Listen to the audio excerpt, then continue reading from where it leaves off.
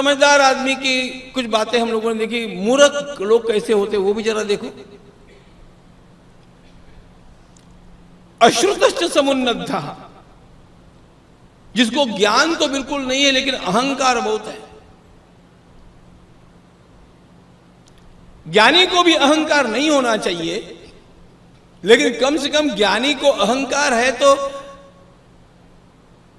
अरे दुर्वासा क्रोधी है, क्रोध नहीं होना चाहिए, लेकिन दुर्वासा का क्रोध मान भी लिया जाता है क्योंकि वे तपस्वी है। कोई ज्ञानी है, कोई तपस्वी है और अहंकारी है, तो कम से कम चला तो भी लिया जाएगा। जिसके ज्ञान भी नहीं, बल भी नहीं और अहंकार तो इतना है कि पूछो नहीं, वो कहीं तो भी 2 थप्पड़ खा करके ही आएगा। अश्रुतश्च, वो गंवार है।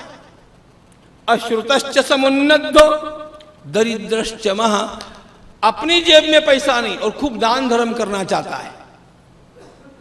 गंवार,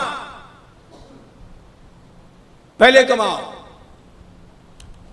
कमाने का काम मां बाप करते हैं और दान करने का काम बेटा कर, ये बेटे का काम नहीं है। तुम दान तब करना जब तुम कमाओगे।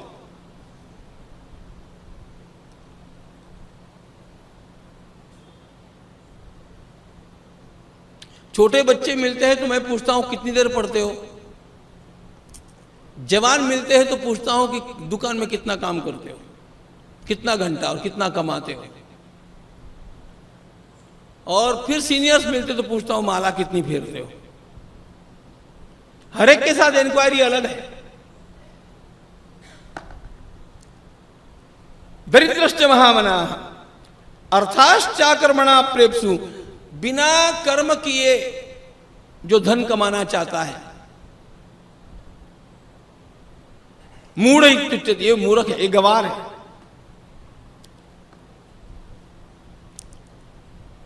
फिर कहते हैं अनाहूत प्रविशति, बिना बुलाए इधर गया उधर गया उधर गया, काको गया।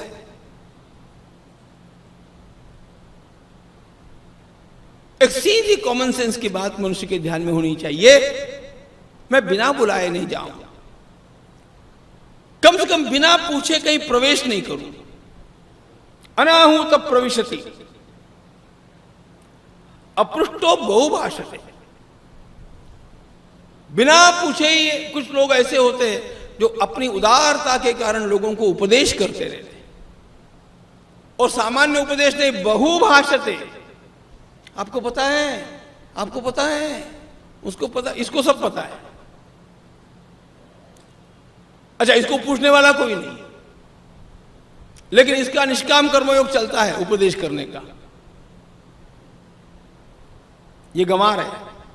विदुर जी कहते हैं अविश्वस्ते विश्वसति मूढ़ चेता नराधमा, जिनका भरोसा नहीं करना चाहिए उनका भरोसा करता है।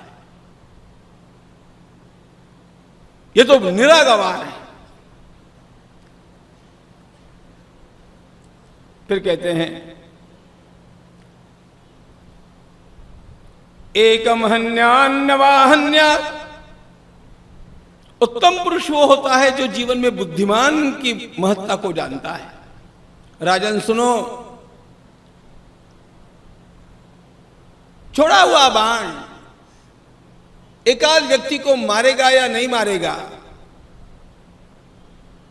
लेकिन एक बुद्धिमान की एक कल्पना, one fine idea of an intelligent person, हन्याद राष्ट्रम सराजकम, सारे राज्य का विनाश कर सकती है, राजा सहित।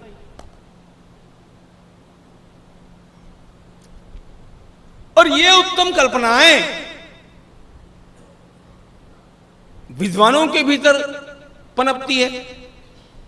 इसलिए जीवन में विद्वानों की महत्ता सर्वदा ध्यान में रखना। राजन, जहां पर मुझे वैर नहीं करना चाहिए, वहां पर अपनी ओर से मुझे शांत रहने का अभ्यास करना चाहिए। कोई भी कितना भी आपसे क्रुद्ध हो गया, अत्रिणे पतितो वन्नी स्वयमेव उपशाम्यति।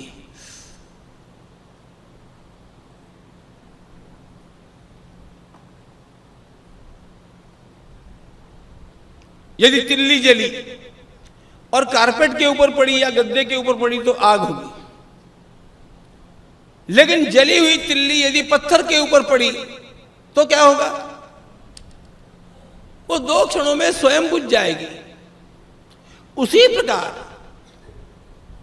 यदि हमारे कोई पूज्य लोग या अच्छे लोग किसी भी कारण से एक आध जलती बात हमें बोलते हैं, हम चुप रह करके उसको सुनना सीख ले तो अपने आप वो विरोध शमन हो जाता है। कभी कभी मनुष्य को सुन लेने की भी क्षमता बढ़ा लेनी चाहिए।